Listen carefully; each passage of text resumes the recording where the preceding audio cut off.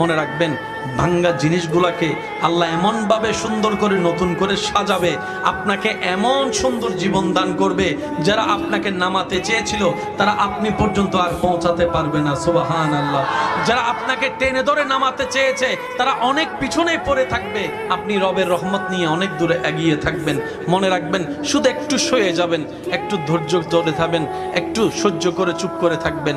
যত সইবেন তত পাইবেন, যত সইবেন তত পাইবেন। কোনো আফসোস নাই, কোনো আপত্তি নাই, কোনো হা হুতাশ নাই। রবকে শুধু এতটুকু বলবেন, যখনই মন খারাপ হবে সিজদায় মাথাটা ঝুঁকিয়ে, ইয়া রব, আমি যা পেয়েছি কোনো কিছু পাওয়ার যোগ্যতা আমার কাছেই নেই, সব তুমি দয়া করে দান করেছো, সব তুমি দয়া করে দান করেছো। একটা জিনিস পাওয়ার যোগ্যতা আমার নাই, এই চোখ পাওয়ার মতো যোগ্যতা আমার কাছে নেই, এই কান শোনার মতো কান আমার কাছে নেই। আল্লাহ, কোনো কিছুরই পাওয়ার যোগ্যতা নাই, তুমি দয়া করে দেখার জন্য দুইটা চোখ দিয়েছো, তোমার দরবারে শুকরিয়া। সুবহানাল্লাহ।